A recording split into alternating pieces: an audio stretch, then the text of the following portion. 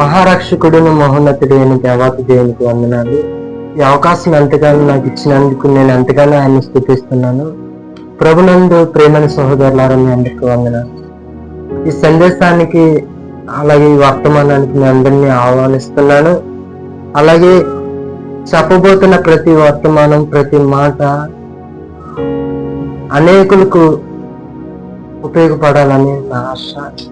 అయితే చాలా మందిలో చాలా వేదనలు ఉంటాయి, చాలా రకాలైన దుఃఖాలు ఉంటాయి, చాలా మానసిక ఒత్తిడిలో చాలా మంది ఉంటారు.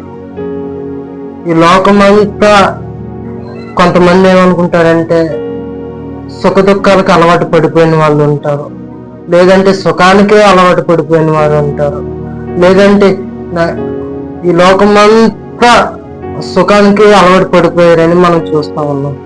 ఏ చిన్న బిడ్డ అయినా, చిన్నవాడిని మొదలుకొని ముసలివాడి వరకు అతన్ని అడిగితే ఒక ప్రశ్న వేస్తా ఉంటాడు, ఏంటంటే నాకు సుఖం కావాలి, ఇదే అంటాడు తప్ప అతను వేరేగా ఆశించడు.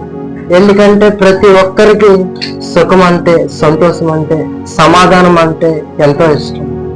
అనుక ప్రియ సహోదరులారా, ఈ రోజున సార్వత్రిక సంగమ క్రీస్తునందు ప్రోబిడ్లారా, మీ అందరికీ వర్తమానం అందాలని దేవుని ప్రేరేపణతో మీ వద్దకు వచ్చానండి. అయితే ఒక అంశం ఉంది, ఏంటంటే నీవు మొరపెట్టినప్పుడు నీకు జవాబిచ్చే వారు ఎవరైనా ఉన్నారా? ఈ ప్రశ్న ప్రతి వ్యక్తికి ఉపయోగపడాలండి. ఎందుకంటే ప్రతి వ్యక్తి మనసులో కూడా ఈ ప్రశ్న మగులుతూనే ఉంటారు. ఏమని?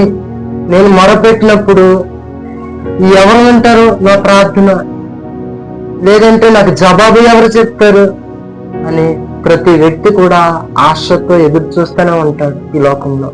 అవును ప్రియ సహోదరులారా, చాలా మంది చిన్న బిడ్డలు అడిగామంటే, చిన్న బిడ్డ స్కూల్కి వెళ్ళినప్పుడు ఏమంటాడంటే నేను వెళ్ళను అని మారం చేస్తారు. ఎందుకు వెళ్ళను అంటాడంటే వాళ్ళకి ఆ సమయంలో అది ఇష్టం కాదు. ఏమి ఇష్టం అంటే ఆట అంటే ఇష్టం, పాట అంటే ఇష్టం. అవును కదా? అయితే ఆ చిన్న మనసులో ఆ చిన్నవాడిగా ఉన్నప్పుడే ఏడుస్తూ ఉంటాడు. అంతెందుకండి, పుట్టినప్పుడే ఏడుస్తూ ఉంటాడు, దుఃఖపడుతూ ఉంటాడు. అవునా? దుఃఖపడని వ్యక్తి అంటే ఎవ్వరూ లేరు భూమి మీద. దుఃఖం అనేది ప్రతి ఒక్కరికి సర్వసాధారణం. కానీ ఒక మాట అయితే చెప్తానండి, ఏ వ్యక్తికైనా అవసరం అనేది ఉంటుంది. అవసరం లేని వ్యక్తి ఎవ్వరూ భూమి మీద లేనే లేదు. కొంతమంది అంటారు ఏంటంటే భార్య భర్తల మధ్య గొడవలు అయితే 2 రోజులు మాట్లాడుకోవడం మానేస్తారు. నీ అవసరం నాకే ఉందని 2 రోజులు మాట్లాడిపోతే తర్వాత వీళ్ళకి అవసరం వచ్చినప్పుడు మరలా తెలిసిపోతారండి. ఈ లోకంలో అవసరము లేని వాళ్ళు ఎవ్వరూ లేరు. చెప్తున్న నేనైనా, నాకైనా, వింటున్నా మీకైనా కానీ ప్రతి ఒక్కరికి అవసరం అనేది ఉంది. అయితే నీకు నాకు అవసరం ఉంది కదా, నీకు నాకు సమస్య ఉంది కదా. అయితే ఆ సమస్యను ఎవరి దగ్గర తీసుకెళ్తా ఉన్నావు? ఆ సమస్యను ఎవరికి చెప్తా ఉన్నావు ఈ రోజున అనేది ప్రశ్న. అయితే యోబు గ్రంథము 5వ అధ్యాయంలో 1వ వచనం చదువుతామండి. నీవు మొరలుడిన ఎడల నీకు ఉత్తరము గలవాడెవడైనా నిన్నునా? సరిపోద్దండి. ఒక యోబు దగ్గరికి స్నేహితులు వచ్చారు. ఆ స్నేహితులు ఒక స్నేహితుడు అంటాడు, నువ్వు మొరలెడినప్పుడు నీకు జవాబు సమాధానం చెప్పేవారు ఎవరైనా ఉన్నారా అని అడుగుతా ఉన్నాడు. అవునండి, ప్రతి ఒక్కరికి ఈ ప్రశ్న అవసరం. ఎందుకంటే యోబు ఎన్నో సమస్యల్లో ఉన్నాడు. సమస్య కూడా పరిష్కారం అందలేని స్థితిలో అతను వెళ్ళిపోయినప్పుడు తన సహోదరుడు ప్రశ్న వేస్తా ఉన్నాడు. సహోదరులారా, ప్రేమైన దేవుని జనాంగమా, ఈ రోజున మీరు ఏ పరిస్థితిలో ఉన్నారు? యోబుల శ్రమల్లో ఉండి ఈ ప్రశ్న వింటా ఉన్నారా? లేదంటే ఏ, నా అవసరము, నా పరిస్థితి ఎవరికి చెప్పాలో తెలియని స్థితిలో నేనున్నాను అని అనుకుంటా ఉన్నారా సహోదరులారా? అయితే వినండి, చక్కగా మనము మన మొరని ఎవరికి చెప్పాలి? ఒకటి, ఈ లోకంలో తండ్రికి చెప్పినప్పుడు తండ్రికి చెప్పామంటే అతను కొంతవరకు చేస్తాడు, కానీ మనకు ఖచ్చితంగా సహాయం చేయలేదు.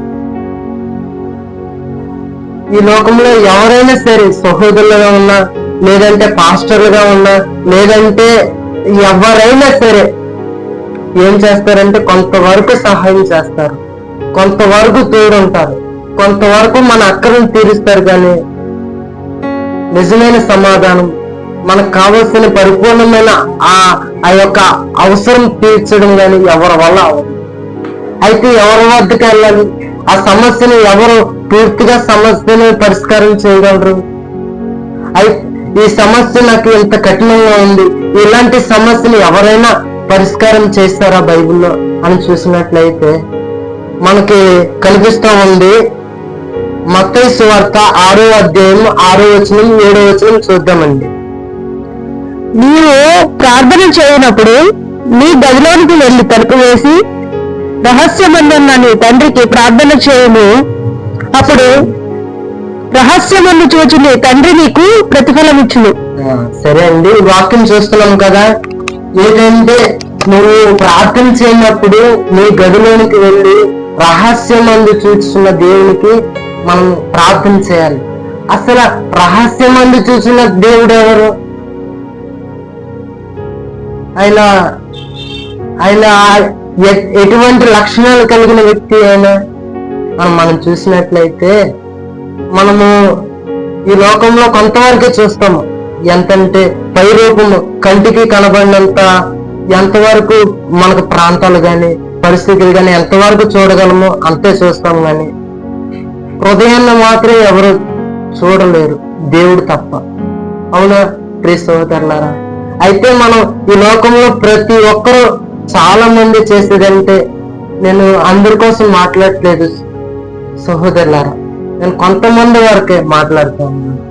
ఏంటంటే కొంతమందిలో అందరూ ఉన్నప్పుడు ప్రార్థన చేస్తూ ఉంటారు.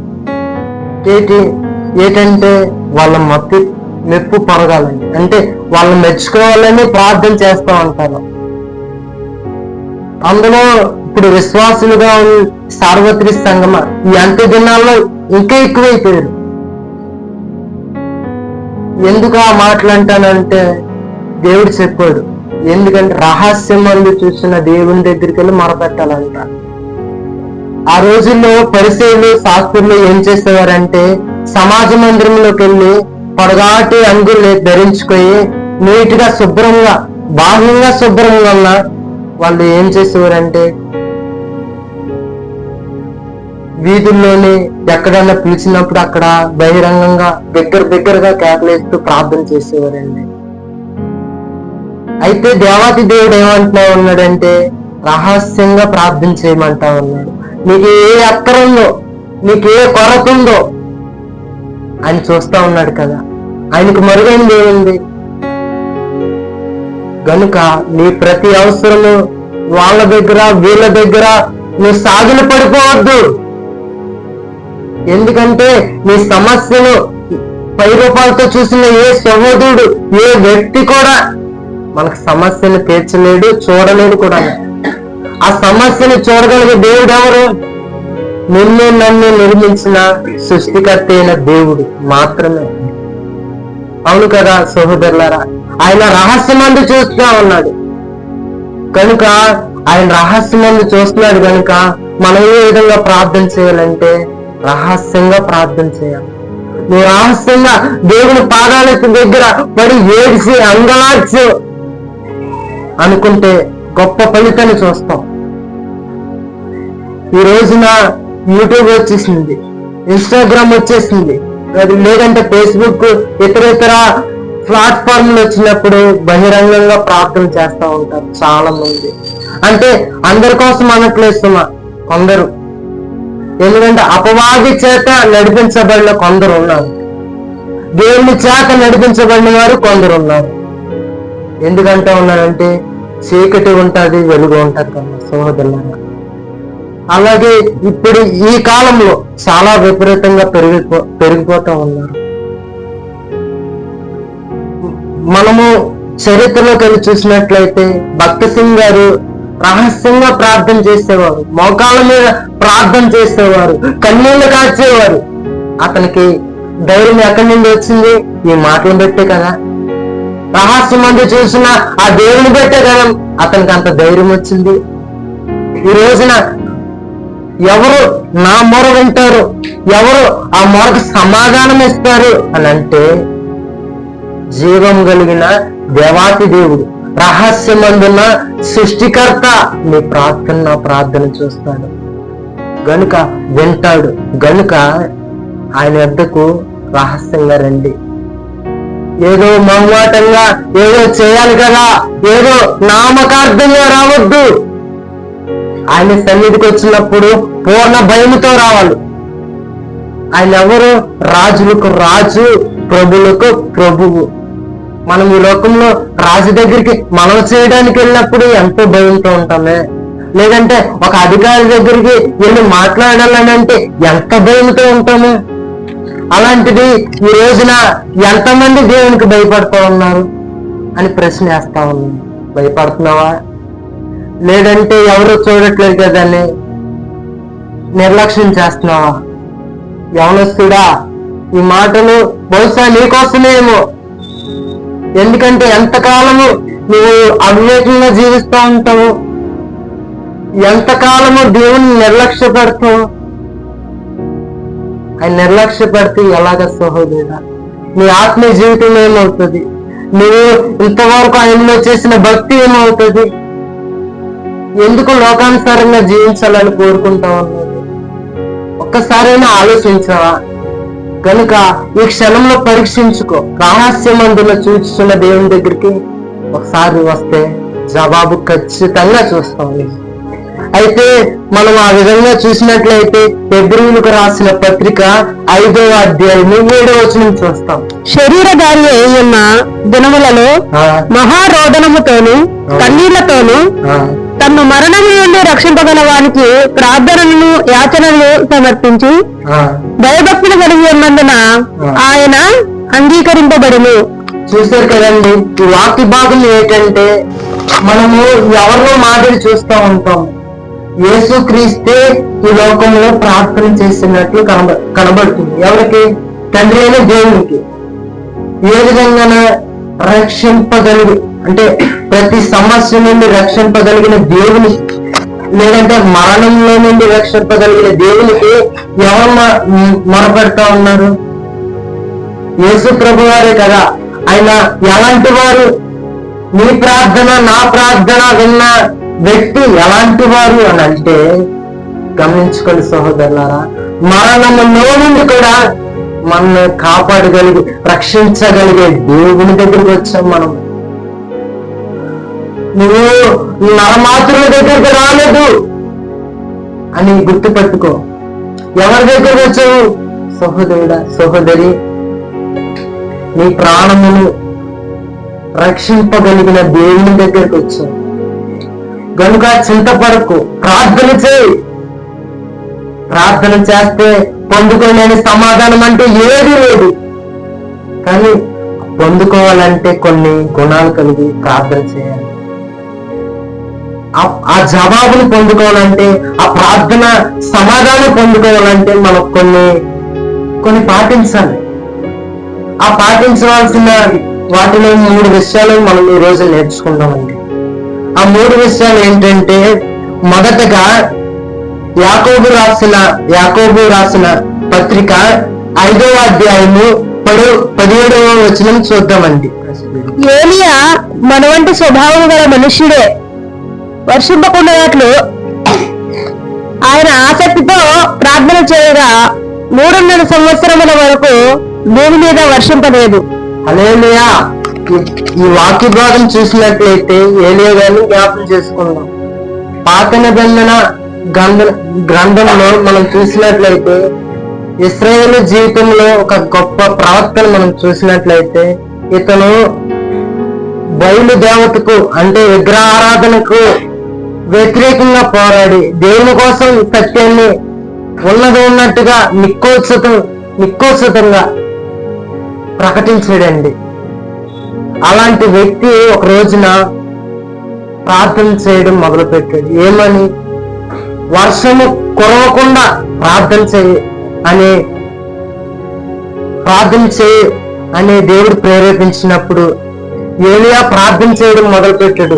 ఎటువంటి ప్రార్థన అది? అత్యాసక్తితో ఆసక్తితో చేసాడండి ప్రార్థన. ఆసక్తి నీలో ఉందా? ఏదన్నా ప్రోగ్రామ్ వస్తుందంటే, ఏదైనా జబర్దస్త్ వస్తుందంటే పరుగులెడతాం కదా. ఏదన్నా హీరో వస్తే పరుగులెట్టి మనం అతను చూడాలని చూస్తాం కదా. అందులో ఉన్న అంత ఆసక్తి ప్రార్థన చేసినప్పుడు ఉండదా సహోదరి? కొన్ని రోజుల క్రితమే ఒక సంఘటన జరిగింది హైదరాబాద్ లో. పుష్ప ఒక వ్యక్తి అనగా ఒక తల్లి కుమారుడు ఆమె చనిపోయారండి. ఆ కుమారుడు గాయాలతో ఉన్నారు. ఇదంతా ఆసక్తితో వెళ్ళారు, అభిమానిగా వెళ్ళారు. కానీ ఏం జరిగింది? ఆ ఆసక్తి ఏంటో ఆ వ్యక్తి దేవుని దగ్గరికి వస్తే ఆమె రక్షించబడింది కదా. ఒక ప్రాణం, నిండు ప్రాణం పోయిందండి. ఏ ఆసక్తి వల్ల? లోకాసక్తి వల్ల. లోకాన్ని ఆస్వాదించాలని, ఈ లోకంలో ఉన్న ఆ యొక్క గనులు ఎవరున్నారో వాళ్ళ దగ్గరికి వెళ్ళి చూడాలని అంత ఆసక్తి ఉంది. ఆమె ప్రాణం పోయిందండి. ఈరోజు ఆ ప్రాణంకి ఎంత విలువ? ఆ విలువని డబ్బులో లెక్కెట్టినా కానీ ఆ విలువ పోదండి.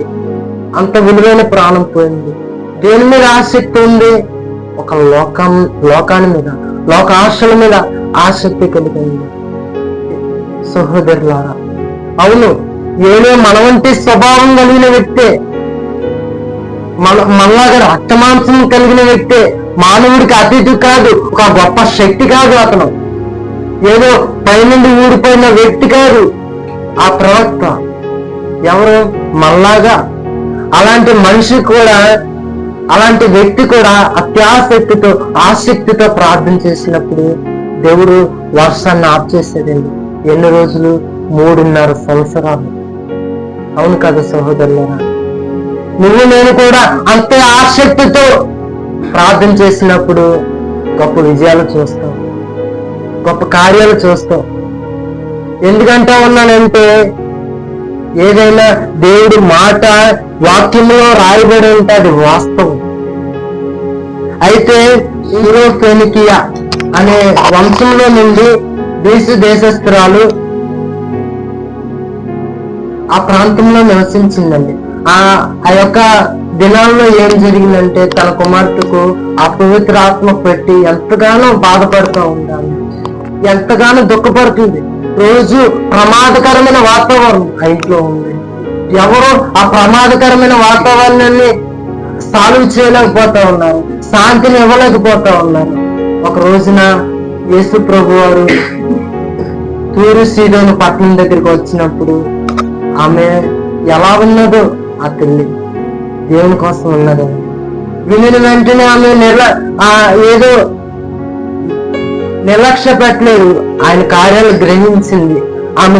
ఆయన దగ్గరికి వెళ్ళి ఏమని మొరపెట్టిందంటే, అయ్యా, నా కుమార్తె అపవిత్ర ఆత్మతో బాధపడతా ఉంది, ఆమెను రక్షించండి, ఆమెను బాగు చేయండి అని ఆమె అన్నప్పుడు ఆయన ఒక మాట అంటాడండి. ఆ మాటను చూద్దాము. మార్కు సువార్త 7వ అధ్యాయము 27వ వచనము. ఆయన ఆమెను చూచి, పిల్లలు మొదట తృప్తి పొందవలను, పిల్లల రొట్టె తీసుకుని కుక్క పిల్లలకు వేయుట యుక్తము కాదనను. అందుకు ఆమె, నిజమే ప్రభువా, అయితే కుక్క పిల్లలు కూడా బల్ల క్రింద ఉండి పిల్లలు పడవేయో రొట్టె ముక్కలు తిను కదా అని ఆయనతో చెప్పాను. సోదరులారా, విన్నారు కదా? అవును, ఒక చక్కటి మాట అక్కడ తెలియచేస్తా ఉంది ఆమె. ఏంటంటే ఆ మాట, మొదట దేవుడు అంటాడు, యేసు ప్రభు అంటారు ఏమని, అమ్మా, కుక్క పిల్లలకి నా పిల్లలకి ఎట్టాల్సింది కుక్క పిల్లలకి ఎలా ఎడతాను, నేను ఎట్టను కదా అని ఆమెతో అన్నప్పుడు ఆమె అంటది, అయ్యా, తమ పిల్లలు తిని బల్ల కింద ఏమన్నా ముక్కలు పడితే అది కుక్క పిల్లలు తింటాయి కదయ్యా అని, నా కుమార్తెను కూడా రక్షించండి బాబు, మేము కూడా కుక్క పిల్లల వంటి వారినే. ఆమెకున్న తగ్గింపు జీవితం ఎంతో గొప్పదండి. ఎందుకన్నానంటే ఒక అన్నిరాలు, గ్రీసు దేశస్తురాలు, ఆమెకు వాక్యం అంటే తెలియదు, ప్రార్థన అంటే తెలియదు, కానీ ఒక సమస్యతో ఎంతో వేదనతో ఉంది. ఆమెకు సమస్య తీర్చగలే వాడు ఎవ్వరూ లేరు. ఆమె ఎంతవరకు తిరుగుంటుందో, తనతో విద్యలు చేసే వాళ్ళ దగ్గరికి వెళ్ళుంటుందో, ఎక్కడా సమాధానం దొరకలేదు. యేసు ప్రభు మాట విన్నది, ఆయన వదిలిపెట్టలేదండి. ఆయన మాటను వదిలిపెట్టలేదు. ఆయన తప్పకుండా నా కుమార్తెను బాగు చేస్తాడు అని నమ్మింది. విశ్వాసంతో ఆమె ఆసక్తితో ముందుకు వెళ్ళడం ప్రారంభించింది. ఆమె ఆసక్తిని చూశాడు, ఆమె విశ్వాసాన్ని చూశాడు దేవుడు. ఆమె తగ్గింపు జీవితాన్ని చూసి ఆయన అంటాడు, మార్కు సువార్త 7వ అధ్యాయము 29వ వచనం చూద్దామండి. అందుకు ఆయన ఈ మాట చెప్పినందున వెళ్ళుము, ధైర్యము నీ కుమార్తెను వదిలిపోయినదని ఆమెతో చెప్పను. హల్లెలూయా. ఈ మాట విన్నారు కదా, ఆమె ఎంత ఆసక్తితో వచ్చిందో ఆయన దగ్గరికి. కేవలం ఆమె అన్ని రాళ్ళు మాత్రమే. ఆమె దేవుని ఎరగలేని కుమార్తె. ఆమె అన్ని జనులకు ఆమెకి వాక్యం లేదు, ఒక కట్టడి లేదు. అయినప్పటికీ విశ్వాసంతో ఆయన దగ్గరికి వచ్చింది. అవును సహోదరులారా, ఈ వాక్యం వింటున్నా ఎవరైనా సరే, అన్ని జనులుగా ఉన్నా ఎవరైనా సరే, క్రైస్తవులుగా ఉన్నా ఎవరైనా సరే, విశ్వాసము చూస్తాడు ఆయన. నీలో ఉన్న అన్ని మతం చూడు, నువ్వు ఏ పరిస్థితిలో ఉన్నావో చూడు, నీలో విశ్వాసాన్ని చూస్తాడు, నీలో తగ్గింపు జీవితాన్ని చూస్తాడు. ఆయన దగ్గరకు వస్తావా? ఆమె ఏ విధంగా ఆసక్తిని కనపరిచిందో నీ ప్రార్థనలో కూడా అదే ఆసక్తిని కనపరుస్తావా? నువ్వు అదే ఆసక్తిని కనపరిస్తే గొప్ప విజయాన్ని చూస్తావు, గొప్ప కార్యాలు చూస్తావు. ఆమె చూసిందండి, ఆమె కుమార్తె బాగుపడినట్టు మనం వాక్యంలో చూడగలుగుతున్నాం. అవును కదా ప్రియ సహోదరులారా, ఇంతకన్నా గొప్ప సాక్ష్యం ఎవరిస్తారు? కనుక నీ మొర, నువ్వు ఏదైతే మొర పెడతా ఉన్నావో, ఒకవేళ జవాబు చెప్పేవాళ్ళు ఎవరైనా ఉన్నారు అని అంటే అది యేసుక్రీస్తు మాత్రమే. మన దేవుడు మాత్రమే జవాబిస్తాడు. ఆ జవాబు నీకు ఇవ్వాలి అని అంటే నువ్వు ఆసక్తితో ముందుకు ప్రార్థన చేయడం మొదలు పెట్టాలి, అత్యాసక్తితో ఆయన అడగడం మొదలు పెట్టాలి. ఏ విధంగా? ఏనే మొరపెట్టినట్లుగా, గ్రీసు దేశస్తురాలు ఆమె మొరపెట్టినట్టుగా ఆమె ఆయన వెంట విశ్వాసంతో వెంబడించినట్లుగా నువ్వు నేను వెంబడిస్తే గొప్ప కార్యాలు చూస్తాం. సహోదరులారా, సహోదరి, అయ్యో నా ప్రార్థన ఎవరు వినలేదు, ఇంతవరకు నా మనసులో ఉన్న వేదనని ఎవరో తీర్చలేదు అని చాలాసార్లు కృంగిపోయాను అని బాధపడుతూ ఉన్నాను. అవును, ఈ లోకంలో అమ్మా ఎవరు నీ ప్రార్థన వినలేరు, ఎవరు నీ ప్రార్థనకి జవాబు ఎవరు? నీ మనసులో ఉన్న ప్రతి సమస్యను దేవుడు మాత్రమే తీర్చగలడు. పేతురు రాసిన మొదటి పత్రిక 4వ అధ్యాయము 7వ వచనం చూద్దాం. అయితే అన్నిటి అంతము సమీపమై ఉన్నది కాగా మీరు స్వస్థ బుద్ధి గలవారై ప్రార్థన చేయుటకు మెలకువగా ఉండుడి. హల్లెలూయా. అవునండి, అన్నిటి అంతము వచ్చేస్తుంది. ఎందుకంటే లోకం గతి మారిపోతూ ఉందండి, లోక పరిస్థితులు మారిపోతూ ఉన్నాయి, అపవాది చెలరేగిపోతూ ఉన్నాడు. ఎవరిని మింగుతామా, ఎవరిని పాడు చేద్దామా? చాలా వరకు క్రైస్తవులే మారిపోతూ ఉన్నారు, నామకార్థులు క్రైస్తవులుగా మారిపోతూ ఉన్నారు. చాలా మంది అపవాది గుప్పిట్లో వెళ్ళిపోతూ ఉన్నారు. వారికున్న బలహీనతలను అపవాది సాతాను వాడుకుంటూ ఉన్నారు. సమాజం అంతా మారిపోయింది. ఒకప్పుడు క్రైస్తవ్యం వేరు, ఇప్పుడు క్రైస్తవం లేదు. చాలా మంది అండి, అంటే ఇది అందరి కోసం మాట్లాడుతున్న మాట కాదు, కానీ కొందరు ఉన్నారు, కొందరు నిజంగా ఆయన కోసం ఎదురు చూస్తూ ఉన్నవారు ఉన్నారు, ఆయన కోసం ప్రార్థన చేసేవారు ఉన్నారు.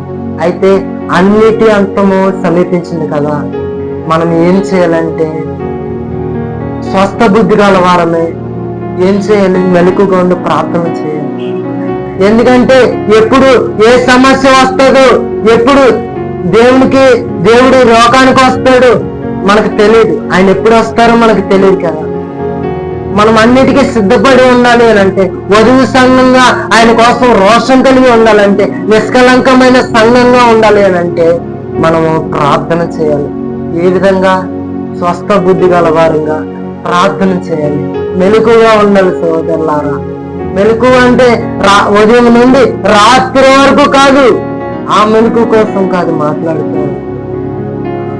మెలకువ అంటే ఆత్మీయతలో మెలకువ. మనము రాత్రి సంబంధులం కాదు, పగటి సంబంధులు.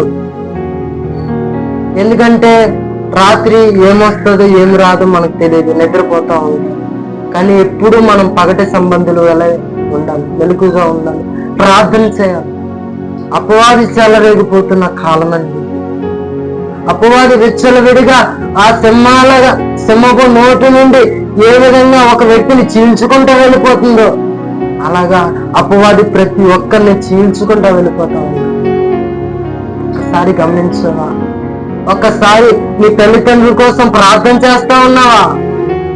ఏ విషయం కోసం నువ్వు ప్రార్థన చేస్తా ఉన్నావు నాకైతే తెలియదు. కానీ మెలకుగా ఉండి ప్రార్థన చేయి. ఆధ్యాత్మిక జీవితం కోసం ప్రార్థన చేయి. ఆయనలో ఉన్నతమైన ఆత్మీయ జీవితం కోసం ప్రార్థన చేయి. ఈ లోక అవసరతలు కాదండి. ఈ లోక మనం యథార్థంగా దేవుని కోసం బ్రతికితే సమస్తాన్ని సమకూరుస్తారని ఆయన మాట్లాడారు. అవును కదా? ఈరోజు నువ్వు దేనికోసం ప్రార్థన చేస్తా ఉన్నావు? దేనికోసం ఆయన దగ్గరికి వెళ్తా ఉన్నావు? నీ సొంత కార్యాలను నెరవేర్చుకోవడం కోసమా, లేదంటే దేవుని చిత్తానుసారంగా ఆయన కోసం బ్రతకడం కోసమా? నువ్వు దేనికోసం ప్రార్థన చేస్తా ఉన్నావు? ఎప్పుడు ఏలోక సంబంధమైన ప్రార్థనలే, కానీ ఎప్పుడైనా ఆత్మ సంబంధిగా ఎప్పుడైనా ప్రార్థన చేస్తావా? ఆయన అంటాడు, పరిశుద్ధాత్మలో ప్రార్థన చేయండి అని అంటారు. ఎందుకు ఆ మాట అన్నారు? చాలా మట్టుకు ఆ మాట అనడానికి కారణం ఏంటంటే, పరిశుద్ధాత్మలో ప్రార్థన చేసేవారు కొంతమంది అని. అరుదు అది, ఆ సంఖ్య అరుదు. ఎంతమంది ఉన్నారండి? సేవకుడు మాత్రమే, బోధిస్తున్న బోధకుడు మాత్రమే ఆత్మతో ప్రార్థన చేస్తాడా?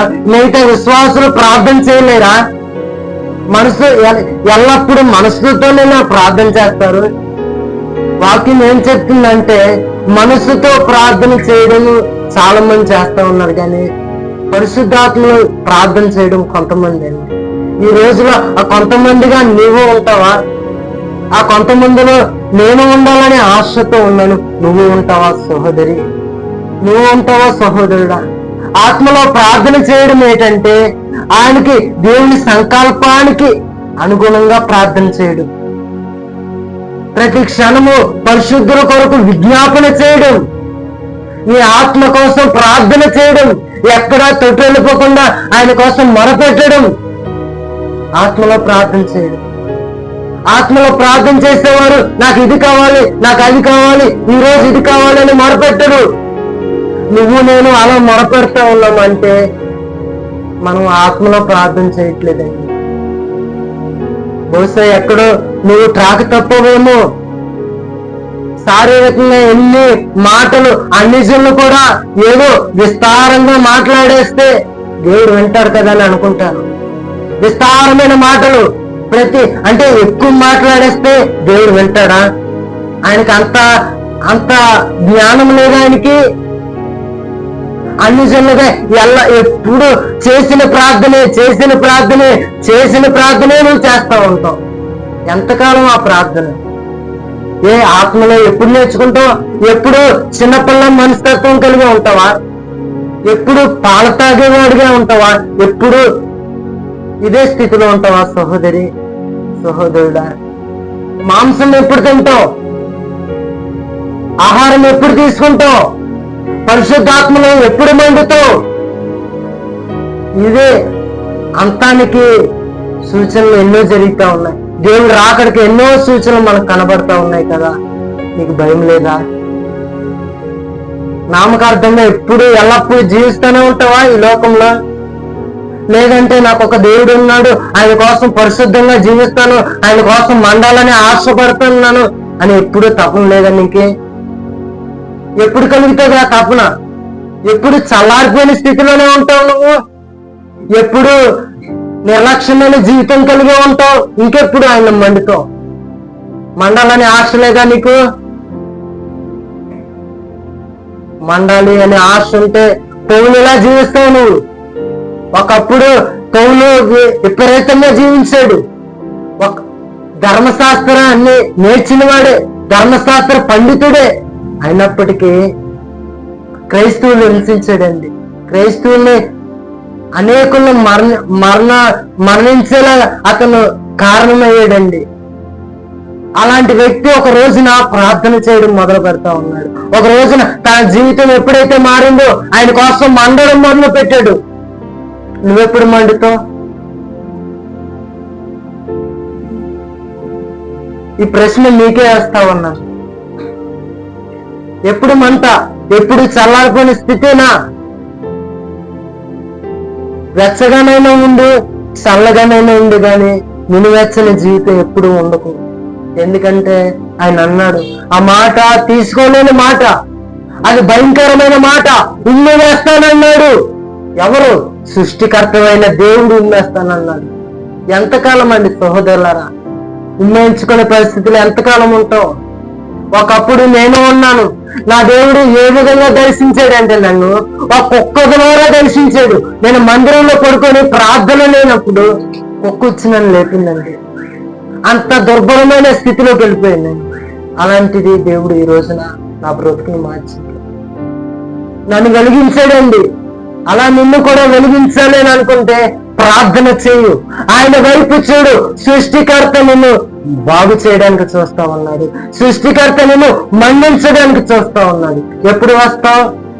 నేను ఇప్పుడు వస్తాను, పలానా తారీఖున వస్తానని డేట్లు వేస్తా ఉన్నావా? లేదంటే నా కుమార్తె ఆమె పెళ్ళైన తర్వాత నేను ఇంకా మండుతానండి, అప్పుడే నాకు అవకాశం కుదురుతుందని ఎదురు చూస్తా ఉన్నావా? నేడే రక్షణ దినమని మర్చిపోయావా సహోదరి? ఎంతకాలం ఈ పరిస్థితి? అవును, వాక్యాన్ని చూసినట్లయితే మన అంశం ఏంటంటే నువ్వు మొరపెడతా ఉన్నావు. ఎవరికి మొరపెడతా ఉన్నావు? ఎవరు ఆ మొరను సమాధానాన్ని ఇస్తారు? నీ మొరకు నా మొరకు ఎవరైతే సమాధానం ఇస్తారంటే జీవం కలిగిన దేవుడు మాత్రమే. జీవం కలిగిన దేవుడు మాత్రమే సమాధానం ఇస్తాడు, కానీ ఎవరు ఇవ్వలేరు. ఆయన దగ్గరకు వస్తావా? సోదరి, నువ్వు ఎంత దుఃఖంతో ఉన్నావో నాకు తెలుసు. నాకు తెలియకపోయినా దేవునికి తెలుసు. ఒక్కసారి ఆయన దగ్గరికి వస్తావా? నీకున్న ప్రతి అవసరతను ఆయన తీర్చడానికి సిద్ధంగా ఉన్నాడు. ప్రతి అవసరము తీసేస్తున్నందులో మనకు తీర్చబడినని వాగ్దానం చేస్తాడండి ఆయన. ఆయనలో నీకు ఆశీర్వాదం ఇస్తే అది తెరిగిపోయే ఆశీర్వాదం ఇవ్వడు, శాశ్వతమైన ఆశీర్వాదాన్ని ఇస్తాడు. ఆయన దగ్గరకు వస్తావా? నీ ప్రతి ప్రశ్నకు, ప్రతి కన్నీటికి ఆయన జవాబు ఇస్తాడు. వస్తావా ఆయన దగ్గరికి? అయితే నేడే మొరపెట్టు, జవాబు ఇవ్వడానికి దేవుడు సిద్ధంగా ఉన్నాడు. ఈ మాటలో దేవుడు దీవించుగాక. ప్రార్థించుకున్నామండి. జయము కలిగిన దేవ, పరిశుద్ధుడా, ఇంతవరకు నాతోనూ మాతోనూ మాట్లాడేవు ప్రభువా. ఈ మాటలు అనేకులకు ఉపయోగపడడానికి సాయం చేయండి. నీ దాసుని నిలబెట్టుకొని నైనా మమ్మల్ని మరుగుపరిచి మీరు మాట్లాడినందుకు వందనాలు. ఇంకా అనేక మందికి స్వార్థ చెప్పే పాత్రగా మమ్మల్ని నిలబెట్టండి. అలాగే ప్రభువా, ఎంతమంది అయితే శ్రమల్లో ఉన్నారు, ఎంతమంది అయితే తన కన్నీటిని ఎవరితో వ్యక్తపరచలేని స్థితిలో ఉన్నారు, అయ్యా ఎంతమంది అయితే కృంగిన స్థితిలో ఉన్నారు ప్రభువా, వారందరితో మాట్లాడండి. నువ్వు జీవం కలిగిన దేవుడు కదా, నువ్వు ప్రాణం పెట్టిన దేవుడు కదా. వాళ్ళ ప్రతి అవసరతను ప్రభువా నీవే తీర్చండి. నాయనా నీ ప్రియులు ప్రభువా, నాయనా నీ జనులు ప్రభువా, నాయనా నీ నామం పట్టబడిన నీ జనులు నీ దగ్గరకు వచ్చి ప్రార్థన చేస్తా ఉన్నారు ప్రభువా. వాళ్ళ ప్రతి ప్రార్థనకి జవాబు ఇవ్వండి. అనుగ్రహించినందుకు వందనాలు.